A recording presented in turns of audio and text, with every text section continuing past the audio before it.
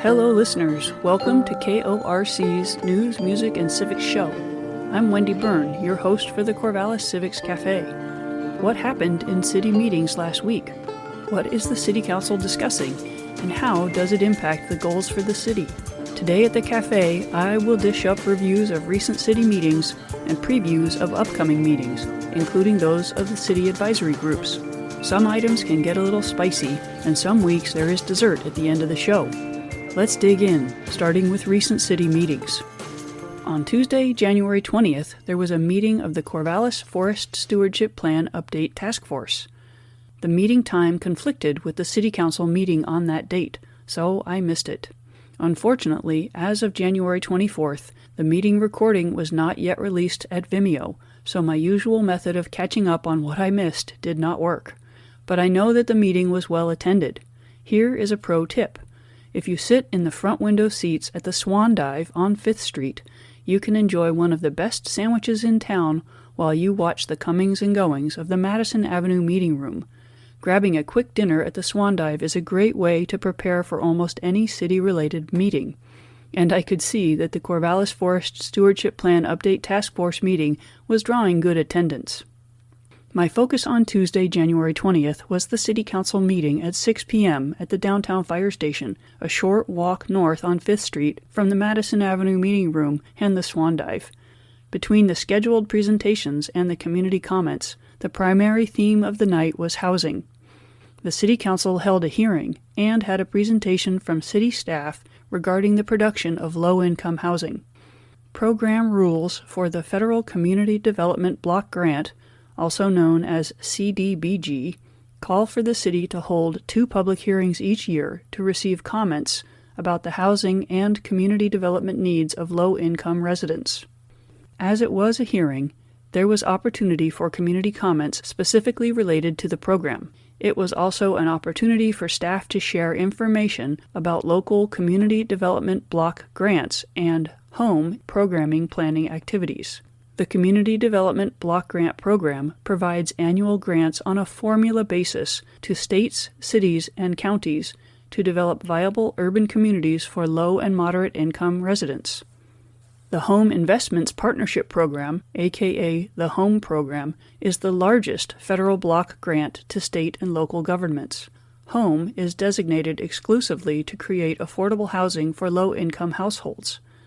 As a community that receives CDBG and HOME funding from the U.S. Department of Housing and Urban Development, Corvallis must create a consolidated plan every 5 years to guide its expenditures of funds from that program.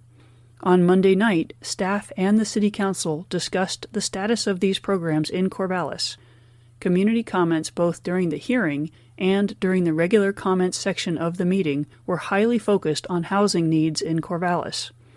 Despite the remarkable progress Corvallis has made in the production of housing units and the housing permits in the pipeline, for the folks who see housing as a human right, far too many of our neighbors remain unsheltered, and the cost of housing continues to be a remarkable burden for many of our residents. In other news from the City Council meeting, their rapid and unanimous adoption of the first round of ballot measures for changes to our city charter came and went so fast as to be barely noticeable. Having attended and/or viewed all of the meetings of Phase 1 of the Charter Review Task Force, I can say there is nothing that I am worried about, and I will have no second thoughts voting yes on the 4 ballot measures that will come to us this May. While Round 2 of the charter revisions, slated to come to a vote in November of this year, could be more controversial, the spring ballot measures seem to me to be good housekeeping. If someone out there thinks I'm just drinking the Kool-Aid, send me an email at wendy@korcfm.com and we can discuss. If you receive notifications from the city, you might have seen the January 20th release of information about the ballot titles that were published by the city recorder. You can read the ballot titles and measures by going to the city's website, corvallisoregon.gov, where they are highlighted toward the top of the page. Additionally, the Corvallis Gazette-Times published a helpful review of Round 1 of the charter changes in the Saturday, January 24th edition of the newspaper. During the Mayor, Councilor, and City Manager Reports section of the meeting, Mayor Mon defended himself in the matter of the City Council leadership elections and defended the city against that evening's community comments that it is not doing enough to create housing across the spectrum of affordability. I appreciate the mayor's instinct to defend both himself and the city, but his defensiveness combined with the timing of his comments at the end of the meeting came across as reactive and dismissive. Granted, as the mayor, he understands better than most the focused work that city staff have been doing to address our housing issues. But do the mayor's comments effectively engage the community? The majority of the community members who spoke were expressing their earnest concerns, and they brought forward potential solutions. Looking at the facts regarding housing, it is obvious that Corvallis is doing good work. Looking at the facts, one can also say there are too many people sleeping rough, that there is not enough shelter, and that rent prices are too high. The mayor also defended himself against accusations of lying. Who accused the mayor of lying? When? Where? As I discussed the topic during the show last week, I have questions about whether our city charter was followed when the mayor called for elections for new council leadership on January 5th. Section 20 of our charter says, quote, "The council by ballot shall elect a president and a vice president from its membership," unquote. The council, not the mayor. So, I still do not understand how it was okay for the mayor, not a city councilor, to bring the item to a vote. Even with the release of the communication between the mayor and the city attorney, I am not convinced. Calling for an explanation, a clarification, is not accusing the mayor of lying.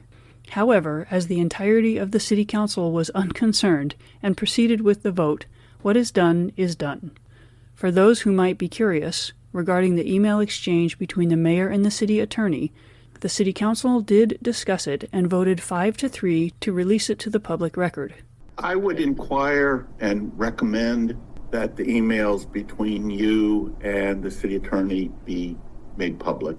And I think in the interest of transparency, it would be a good thing to just put those in the public record. Voting in favor of this transparency were Councilors Schaefer, Ellis, Olson, Lewis, and Moorfield. Voting against it were Councilors Cadena, Mayers, and Napak. I believe in transparency. We don't have anything to hide. I just want council to think about that a little bit. Moving on, at the City Council work session on Thursday, January 22nd, there was a fascinating report presented by outside consultant Sarah Emmons from the Portland-based firm Eco Northwest.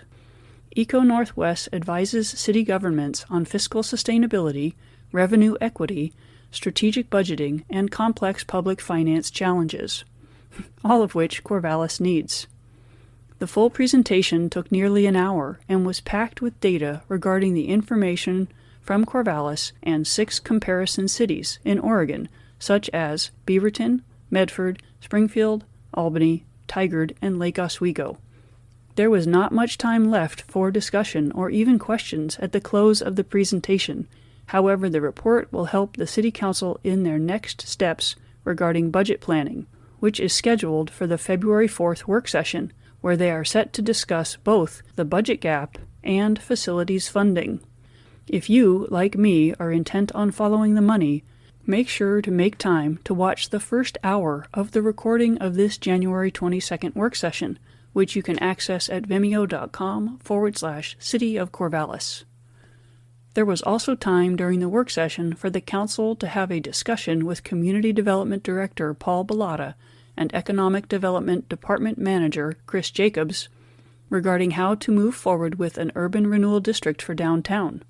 While the city would be required to have a plan in place before proceeding to a vote for urban renewal and tax increment financing, a feasibility study is not required, but it might be best practice. What's the downside of not doing a feasibility study? A feasibility study may show that the TIF district's infeasible. So it may show that the taxable revenues you could potentially generate within the district aren't suitable for the types of projects that you want to do. Or you might discover part of feasibility is looking at the political feasibility of the project. Well, yeah, that's sort of what I'm getting. And so at any one of these steps in the feasibility study, you may discover wow, I don't want to spend all this time and money doing a full plan and report. This is what we discovered in the feasibility study. I wonder, is the work of the Downtown Vitality Strategy Task Force a good stand-in for a tax increment financing feasibility study? If not, who might perform such a study? Something tells me that Eco Northwest might be able to do such a thing, and maybe they have time now that they are familiar with our fair city. I wonder how much that will cost us. One thing for sure, Corvallis does like to study things. There are some interesting advisory group meetings coming up. If you are curious about how the City Council gets their input on the city's climate-related goals, you can check out the meeting of the Climate Action Advisory Board on Monday, January 26th. On Tuesday, January 27th, you can attend the Mayor's Town Hall, where he will give a State of the City address. It will stream online via Zoom, or you can attend in person at the Corvallis Community Center. If learning more about the city charter is your jam, you can follow Phase 2 of the Charter Review Task Force, which meets on Wednesday, January 28th. Should the Corvallis City Council have 4-year terms instead of 2? Should we have fewer wards or change the functions of the mayor? The Phase 2 Task Force is in charge of deciding what recommendations to forward to the City Council, which ultimately will come before us on our ballots this November. Their meetings should occur every 2 weeks, and they will hear community comments at each meeting. If you have input for them, attend a meeting either online or in person. If you've been following the work of the Downtown Vitality Strategy Task Force, their Environment and Safety Subcommittee meets on January 29th. Their special guests this week are the Director of our Parks and Recreation Department, Meredith Pettit, and our Chief of Police, Jason Harvey. Each of these city meetings can be viewed remotely from the location of your choice, or in person, and more information, including participation details, can be found on the city website at corvallisoregon.gov. Thanks for joining me at the Corvallis Civics Cafe. I hope this show serves you something new about local civics and inspires you to engage with our city. The Civics Cafe can be heard on Sundays at 1 p.m., with repeats on Mondays at 5 p.m., and on Tuesday mornings at 10 a.m. following the many moods of Ben Bond.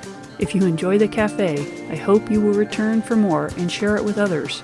Share that the Corvallis Civics Cafe is available as a podcast on podbean.com and on Apple Podcasts.